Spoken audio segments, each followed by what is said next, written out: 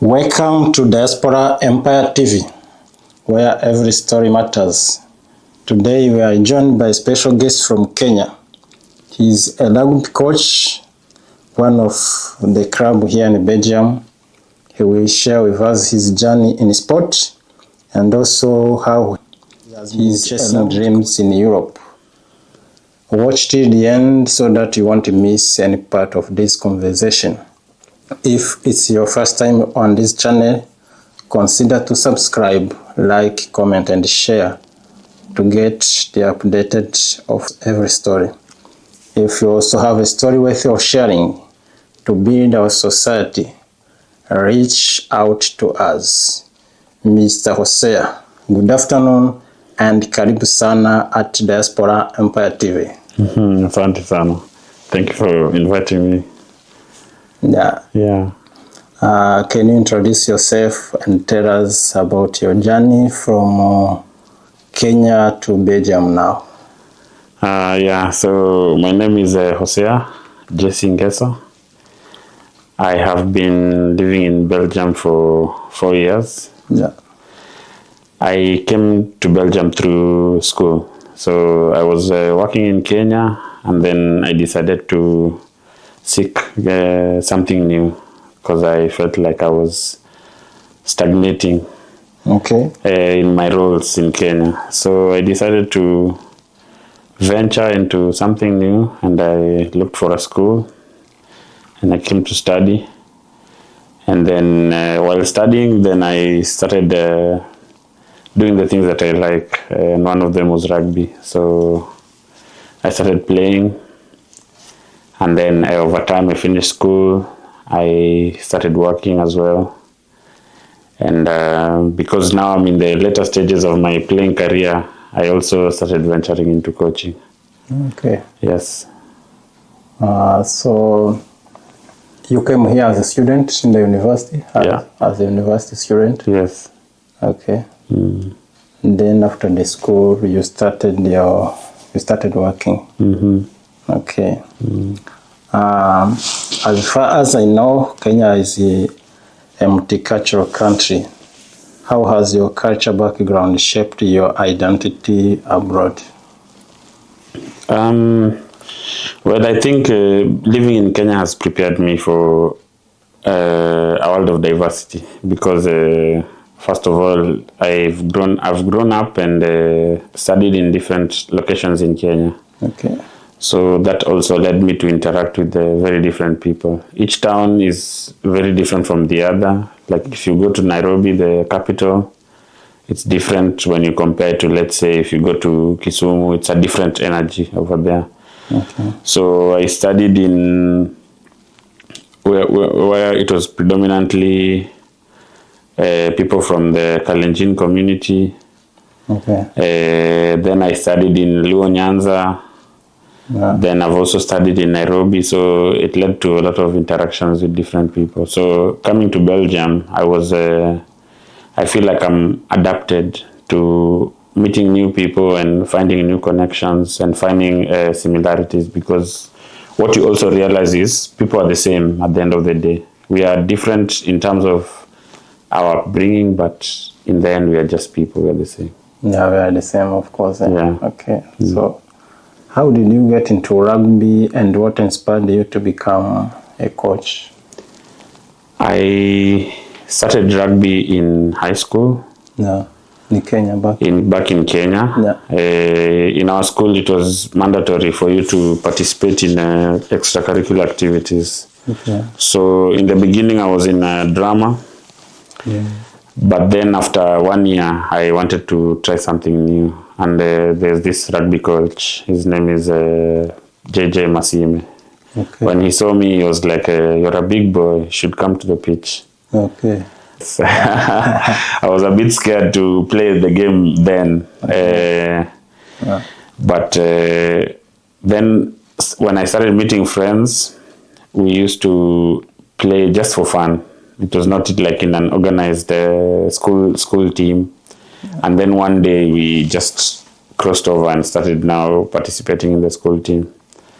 Then, my progression was very fast. So in 1 year, I think I started playing for the school team. And then after that, I participated for the under-18s Kenyan trials. Then when I was in Form 4, I actually represented Kenya in the under-18s. So for me, rugby was a release from school, because school we were dealing with a lot of things. The teachers, the prefects, classes, and all these classes that we had to attend and learn, and and combining with the sport. Yes, so sports was a way to escape. Yeah. So for me, rugby was an escape. And then after high school, I joined a club, and I played for the club as well, Impala. Shout out to Impala. Yeah. That's where I honed my skills. And then my last year before I came to Belgium, I joined Cabras Sugar, who are the reigning champions of Kenya. Okay. So I also played there for a full season. And then now when I came here, I started playing. So how I entered into coaching was actually chance. Yeah. While I was playing, the team I was playing for was in Mechelen. I was playing for Rugby Club Mechelen. That was my first club in Belgium. Okay. Their ladies needed a rugby coach. Yeah. And I told them I can offer my little skills, because I had not even done any coaching courses then. Mm. So I started just training them, and then I realized it's different, but it's still something I really liked, because rugby has this energy when you're playing. Yeah. That if you stop playing, it's like some part of you also dies, because you don't have this outlet that you can express yourself. Yeah. So when I started coaching, I realized even if I'm not playing, I still have the same outlet and the same feeling from playing. So then I started taking it seriously, attended courses, and then I moved to Rugby Club Leuven, where I coached the ladies for 2 seasons. And then that's when I got invited to coach the Belgian national team, the ladies national team. Yeah. Then now I moved to Celtic. So currently I'm in Celtic Rugby Club, which is in Brussels, and the ladies national team. Okay. Yeah. That's a good experience. Mm-hmm. What's the rugby scene like in Belgium compared to Kenya? I think I'll start with the positives. Yeah. First thing, it's not a very big sport in Belgium compared to, let's say, football. Yeah. But the people who play it really love it. So the first thing you notice is, for example, in Kenya, we learn about rugby in high school, mostly. There are very few primary schools that offer rugby. Yeah. But here, rugby is taught from when kids are 6 years old. Okay. So that is the first big step. Yeah. So when you meet like 16-year-olds, 17-year-olds, their skill level is quite high in comparison to Kenya. Okay. But then Kenya players play with heart. So there's a lot of passion in how they play, which also is different. The second thing is the uptake of rugby in the women's category. Like there are a lot of young girls and ladies who play rugby. And then also older people still play rugby in Belgium. Like in Kenya, rugby is a contact sport. When you get to 30, most people start thinking about retiring. Yeah. But here in Belgium, there are a lot of 40-year-olds, even I've seen 50-year-olds still playing the game. Yeah. So they play just for fun or as a profession. Well, when it comes to profession, because Belgium is surrounded by a lot of big rugby nations like UK, France. Most of the players, the younger players, let's say from the age of 15 to 25, those ones play almost professionally. Yeah. And there are few clubs like Dendermonde Rugby Club and Soigny who maybe do pay their players, but most of the good players go to France and play professionally over there. Okay. For the rest of Belgium, mostly just play for fun. Kids play because their friends are there. Yeah. And the seniors, they play because it's a form of exercise, and also just a community around it, because you find that most players, their kids also play for the clubs, and then their wives also play for the ladies club, so it's just like a community. Okay. Yeah. Oh, that's nice. So what were your childhood dreams before rugby came into the picture? Childhood dreams. Yeah. Well, I can't remember, honestly. I think when I was younger, I was just excited about everything. I was a curious boy. Being a pilot, engineer. Maybe those were my parents' dreams. Yeah. For me, I was just doctors. Yeah. For me, I was a bright kid, so I was doing well in class. So definitely the ceiling was high in terms of what I should do in the future. Okay. But I didn't have a specific thing I wanted to do. I just remember I enjoyed English, Swahili, the languages, history. I used to love history. Yeah. And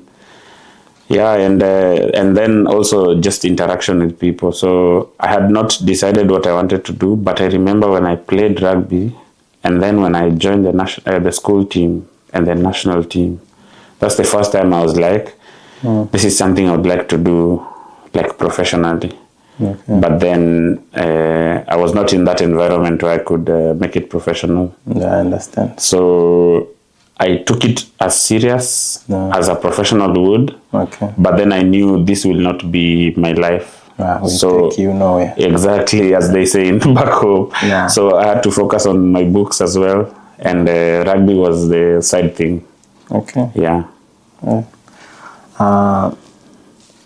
And what were your challenges? The challenges you faced as living in Belgium, and how did you overcome them? Well, I think the first thing is the language. Yeah, it's French and Dutch. Yeah. Especially when I was preparing to come to Belgium, I was preparing to learn French. So I was actually enrolled myself in a French school. Yeah. I was doing French on Duolingo. And then when I reached in Belgium, I realized I live in the Flemish side of the country. So I had to learn Dutch. Okay. So you speak Dutch? Yes, in beetje. In beetje. Yeah. I understand a lot, but my conversations are simple conversations. I'm not very fluent, but I have gone through classes, so it's something I feel confident about. Okay. So language is the first thing, and then the other thing is just it's a different culture. Yeah.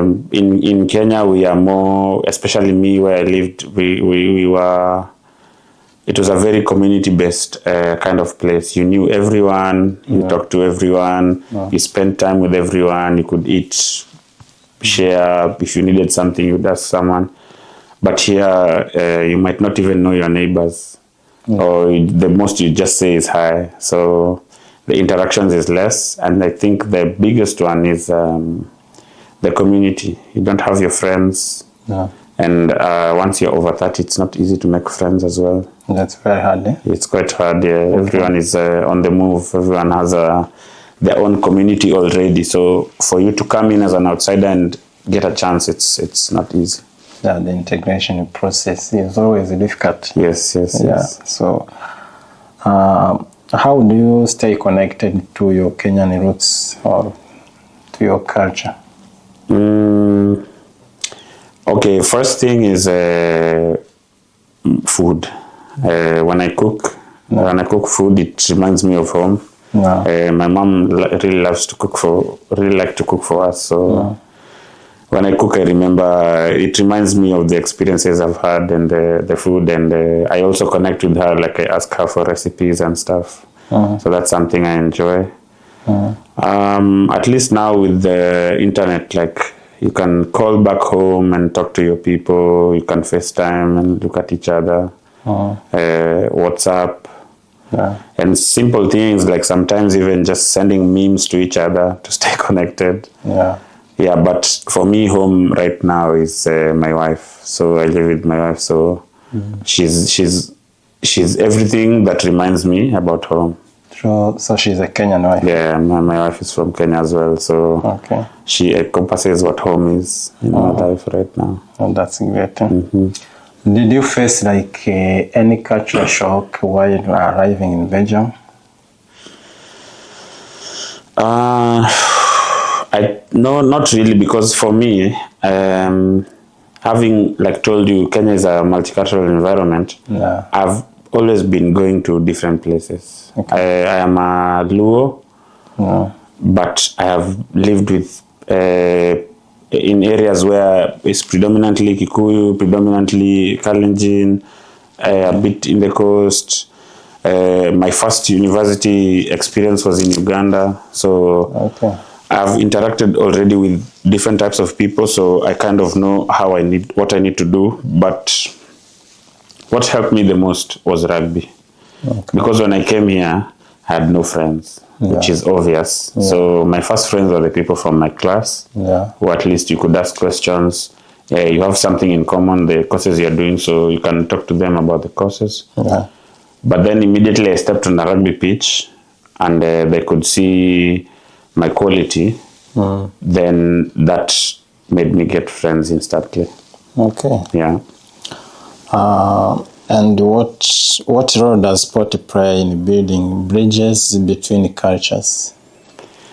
I think sports is everything right now, especially in the world we live in. Yeah. Sports is one of the, like sports and basically the creative things in life are what connects us. Like for me, sport was the way I built my bridge in Belgium. It was the first way people got to outside their small communities and started talking to me. And that is even how I started moving around Belgium. Playing sport, I could visit a town every week to play an opposing team when you're going to play away games. So I believe sports is one of the ways to really integrate the world. And even if you look at right now, like the World Cup, Olympics, and Commonwealth Games, all these things, they easily bring people together. Okay. Yeah. What would you say to someone who is interested in rugby but is still feel intimidated by the physical demand of it in nature? I think coming to Belgium has really it has really motivated me, because first of all here people join rugby at any stage in their lives. Yeah. And first of all, rugby before the game itself, it's a community. Yeah. One of the reason even rugby is one of the fastest growing sports in Belgium is because of anyone who plays it, see how everyone comes in together. There's that community feeling about it. Yeah. And that just gives it a special place in our hearts. And for me, rugby was what helped me to be confident as well. Okay. So yeah, it's one of the best sports in my opinion. And before the physical side, it's you just learn to be with people, and then enjoy the physical activity, and then the physical nature of it comes when you start playing, which takes time. Okay. Yeah. So Kenya, as a multicultural country, has over 40 ethnic groups. How do you see Kenyan culture represented in the diaspora? When first of all, now it's through sports, the music as well, the food, and also like how people dress. And then now also the movies are also like coming up a bit. But for me, from a personal perspective, right now, like I carry Kenya with me because I feel special that I am you know, I am unique in the sense that I'm here, but when people see me, they see the face of my country. Of course. And so I do a good job to represent it, as you can see. Okay. Your dress code also can tell. Yes. Okay. So can you share just a short message in your native language just to greet your people over there? So I'll start with Luo and then I'll go to Swahili. Okay. Osaure, Jiduto. That is how are you? How are you, everyone? And in Swahili, I will say first of all proper Swahili and then maybe Sheg. Okay. So mjamboni nyinyi wote. Yeah. Naomba mko salama.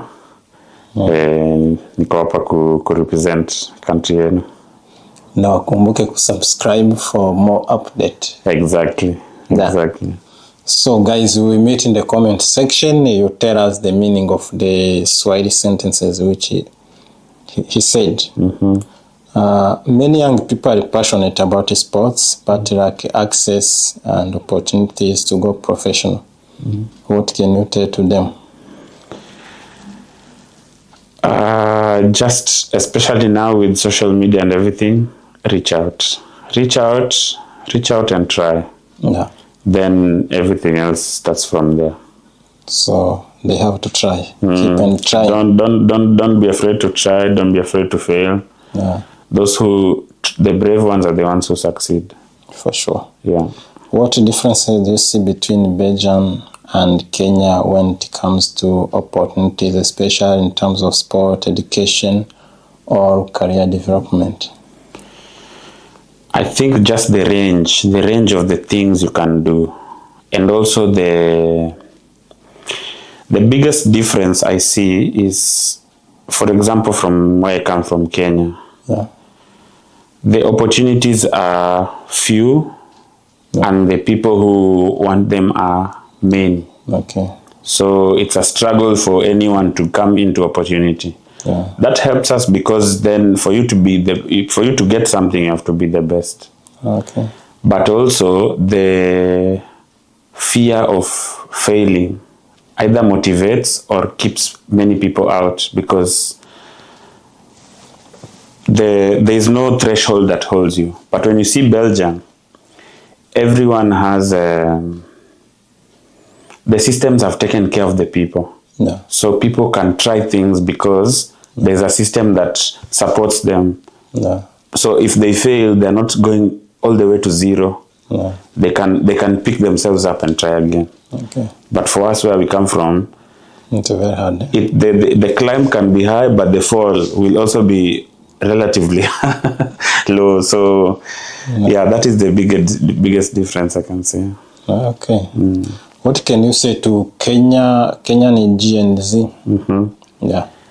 They should keep doing what they are doing. I think for me as a millennial, the Gen Z are my teachers. When I look at them and I see the confidence they have, they are doing what we millennials saw, but were afraid to do because of the system we've come from, where you are not allowed to express yourself.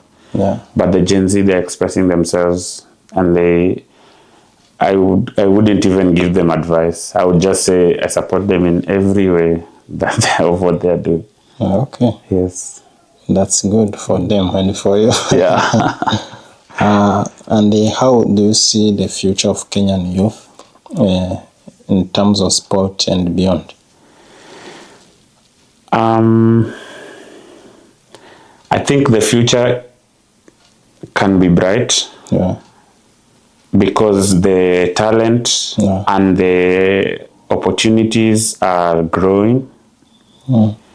And also now the links between, through like social media, it's very easy from you to link with other places. So it offers, you can easily find something and go out of this world. But I would say like just what are some of the habits you've adopted from European life that now feels part of who you are today? For me, it's the fear of not trying. Like being in Europe has taught me to step out of my comfort zone and try things and not be afraid to fail. You don't have to be perfect in everything. Just try. Okay. And in trying, you never know what comes of it. Yeah, that's a great message. Yeah. What does home mean to you as today? Home. What home means to me. So what home means is, for me, home is everything. Yeah, that is it is my anchor. It is what drives me in everything I do. It anchors me to the floor. It tells me not to forget. But what home represents is my wife. She's now my home. Okay. Yeah. I think your life is blessed. What advice would you give to people who want to pursue sports in general? Especially those who do not have the opportunity. I think right now with the world we live in, there's a lot of information. The first power, information is power. So there's YouTube. We have Kenyan athletes who went on YouTube and became world. There's a javelin thrower called Diego who learned on YouTube and is now a world champion and a world competitor. So information is power. Look what you need to do. Then second thing is have passion. Okay. If you have passion, you can go through difficulty. If you don't have passion, you will let go easy. Yeah. What is the biggest rugby team in Africa? Biggest rugby team, South Africa. Okay. Yes. And in Europe? In Europe right now, it's France, I would say. Okay. Yeah. But when it comes to sevens, Kenya is #1 in Africa. Okay. Yes. So thank you very much. And before we end, we ask you also to share a short message or the last word, especially to the people who are facing hard moments in their life. Yeah. I think nothing is permanent. No. Hard moments come and go. The most important thing for you to have is perspective. Sure. Whether the sun shines or the rain pours is a matter of perspective. A farmer is happy that the rain is there. But you, while you're on the streets and being rained on, you think it's a bad thing. So perspective is everything. If you have the right perspective in life, you will succeed no matter what you're going through right now. Okay. Thank you very much, Mr. Hosea, for sharing your journey and your passion with us. Maybe we will need you also next time. So guys, if you have some questions to ask Mr. Hosea, you can put them in the comment sections. We will invite him next time to share also the other part of his life. Your story shows how sport and the culture can unite people across borders. To our viewers, if you have a story to share, we'd love to hear from you. And you can reach us at Diaspora Empire TV at gmail.com, or you can use our social medias platform, Instagram, TikTok, and Facebook. Don't forget to like, comment, and subscribe, especially if you understood the message of Mr. Hosea. Language, tell us in the comment section the meaning. And those who don't understand also, let's meet in the comment to learn some Swahili word. This was Diaspora Empire TV. Until next time, I was Charles. Stay connected, stay proud, and welcome home. Thank you.